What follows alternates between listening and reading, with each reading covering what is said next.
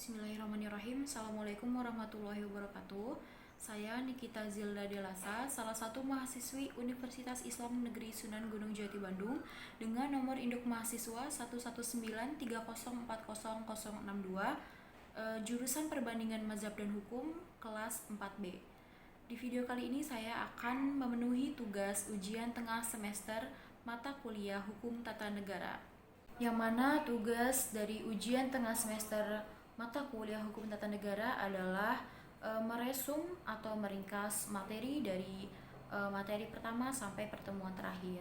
Baik, untuk yang pertama, saya akan menjelaskan tentang pengertian apa itu Hukum Tata Negara. Hukum tata negara adalah hukum yang mengatur semua masyarakat hukum atasan dan semua masyarakat hukum bawahan menurut tingkatannya, dan masing-masing masyarakat hukum itu menentukan wilayah lingkungan rakyatnya dan menentukan badan-badan serta fungsinya masing-masing yang berkuasa dalam masyarakat hukum itu. Dan apa sih tujuan dari hukum tata negara itu? Hukum tata negara memiliki tujuan tersendiri, di antaranya menciptakan kesadaran masyarakat Indonesia terhadap hak dan kewajiban asasi sebagai subjek hukum dalam tata negara Indonesia.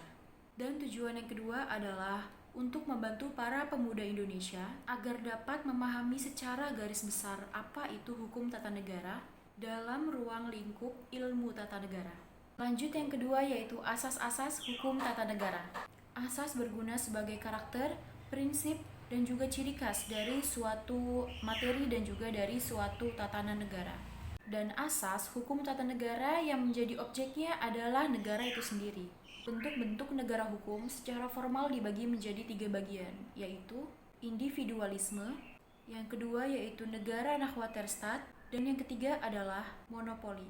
Bentuk negara pertama secara formal yaitu ada individualisme, yang mana artinya adalah negara membebaskan atau memberikan kemerdekaan kepada masyarakatnya untuk melangsungkan kehidupan berbangsa dan juga bernegara.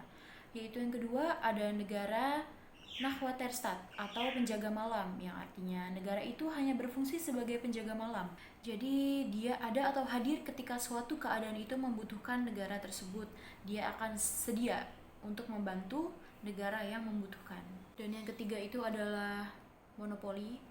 Artinya peran negara itu sangat dominan ya, dan kebalikan dari individualisme. Mengatur sampai ke hal-hal yang detail atau mengatur kehidupan masyarakat dalam berbangsa dan bernegara. Ya, jadi bentuk negara formal antara individualisme, penjaga malam, dan juga monopoli ini masing-masing mempunyai ciri khas tersendiri, yang mana individualisme dan juga bentuk negara formal monopoli adalah kebalikannya. Dan bentuk negara secara material ada 3 juga, yaitu yang pertama kolektif, sebuah sifat negara hukum yaitu kolektif kolegial. Dan yang kedua ada dominasi negara, di mana negara ini tidak memberikan ruang atau partisipasi politik bagi masyarakatnya. Dan yang terakhir ada welfare state, yaitu negara dengan penuh kesejahteraan. Oke, baik, langsung lanjut ke asas negara kesatuan, yaitu ada 3, di mana asas negara kesatuan ini ada desentralisasi, yang kedua ada dekonsentrasi, dan yang ketiga ada tugas pembantuan. Jadi asas negara kesatuan desentralisasi adalah pelimpahan sebagian kewenangan kepada pemerintahan daerah atau adanya otonomi daerah. Yaitu yang kedua ada dekonsentrasi, di mana sebuah penyerahan berbagai urusan dari pemerintahan pusat kepada badan-badan lain. Dan yang ketiga ada tugas pembantuan. Tugas pembantuan adalah penugasan dari pemerintah pusat kepada daerah otonom untuk melaksanakan sebagian urusan pemerintahan yang menjadi kewenangan pemerintahan pusat. Lanjut, yang kedua ada asas negara hukum. Negara hukum adalah sebuah negara yang penyelenggaraannya kekuasaan pemerintahannya didasarkan atas hukum. Dan yang ketiga ada asas demokrasi, yang mana demokrasi itu sendiri adalah bentuk pemerintah dari rakyat, oleh rakyat, dan untuk rakyat. Jadi asas demokrasi ini lebih mengurusi untuk lebih kepada kedaulatan rakyat. Indikator negara demokrasi menurut Afan Gofar yaitu ada penyelenggara kekuasaan berasal dari rakyat, penyelenggaraan kekuasaan secara bertanggung jawab, adanya partisipasi langsung maupun tidak langsung, rotasi kekuasaan, pemilu, dan juga kebebasan dijadikan hak-hak setiap manusia. Lanjut kita ke tipe dan bentuk susunan negara. Secara umum bentuk negara terbagi menjadi dua bagian, yaitu negara kesatuan atau unitary state dan juga negara bagian atau federal state, di mana negara kesatuan ini sendiri memiliki karakter yang sangat berbeda atau berbanding terbalik dengan negara bagian atau federal state. Karakter yang dimiliki oleh negara kesatuan yaitu yang pertama, satu konstitusi yang berlaku, yang kedua, satu pemerintahan di tingkat pusat, yang ketiga, satu kewarganegaraan, yang keempat, satuan pemerintahan lokal yang merupakan subdivisi pemerintahan pusat, dan yang terakhir ada domisili pusat, yang mana ini lebih dominan kepada pusat daripada daerah. Dan seperti yang sudah tadi saya bilang bahwa negara kesatuan mempunyai karakter yang berbanding terbalik dengan negara bagian, yang mana negara bagian mempunyai karakter yang pertama, satu wilayah, negara terbagi atas negara-negara bagian, yang kedua, kedaulatan ganda, yang ketiga, hubungan antara pemerintah federal dengan pemerintahan daerah. Lalu, karena pemerintah daerah ini bersifat juga koordinatif atau kooperatif, bersifat eksklusif, susunan pemerintahan, kewenangan untuk perpajakan, kebutuhan kerjasama atau minimal pekerjaan. Artinya, serikat negara ini tidak memiliki dominasi yang kuat, berbeda dengan negara kesatuan. Jadi, serikat negara ini hanya bersifat kooperatif dan koordinatif dengan negara-negara bagian di bawahnya. Contohnya adalah Amerika Serikat yang termasuk pada negara bagian atau federal state. Lalu lanjut ke materi selanjutnya, yaitu bentuk dan sistem pemerintahan. Bentuk dan sistem pemerintahan menurut Aristoteles dibagi menjadi 4, yaitu autokrasi, oligarki, monarki, dan juga republik. Yang pertama ada autokrasi. Negara dengan bentuk autokrasi ini memiliki bentuk pemerintahan yang dianggap ideal menurut Aristoteles.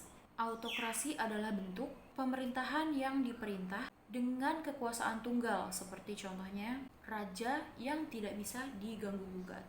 Lalu bentuk negara yang kedua menurut Aristoteles adalah oligarki. Menurut Kamus Besar Bahasa Indonesia, oligarki itu sendiri adalah pemerintahan yang dijalankan oleh beberapa orang yang berkuasa dari golongan atau kelompok tertentu. Dan yang ketiga ada monarki, yaitu bentuk kekuasaan yang pemerintahannya dipegang oleh seorang raja atau kaisar. Pada sistem pemerintahan tersebut biasanya akan berlangsung sepanjang hari, setiap sang raja atau ratu atau sultan. Dan yang terakhir ada republik. Republik adalah bentuk pemerintahan yang dijalankan berdasarkan bentuk pemerintahan rakyat dan juga kedaulatan rakyat. Republik berdasarkan ada res dan publica kembali kepada umum. Lalu kita akan lanjut ke materi selanjutnya, yaitu ada negara autokrasi dan demokrasi modern. Negara autokrasi adalah negara di mana salah satu bentuk negara pemerintahan yang sangat berbeda dengan suatu negara yang menganut sistem demokrasi.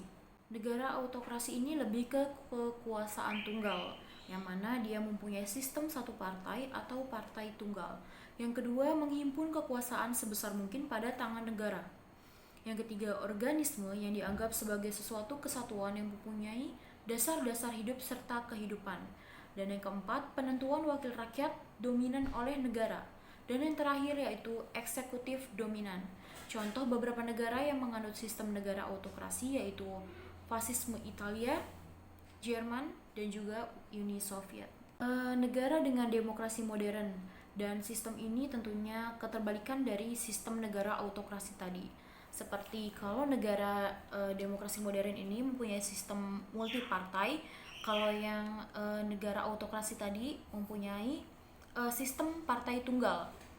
Lalu yang kedua ada penyelenggaraan kekuasaan rakyat. Yang ketiga, kumpulan atau kesatuan daripada individu. Yang keempat, rakyat memilih kendali penentuan wilayah negara. Dan yang terakhir yaitu ada undang-undang dominan. Dan contoh negara yang mempunyai atau memiliki demokrasi modern ini adalah negara Indonesia. Baik, mungkin itu cukup dari saya penjelasan materi dari pertemuan pertama sampai pertemuan terakhir mata kuliah Hukum Tata Negara. Jika ada salah kata atau kekurangan, mohon dimaafkan. Assalamualaikum warahmatullahi wabarakatuh.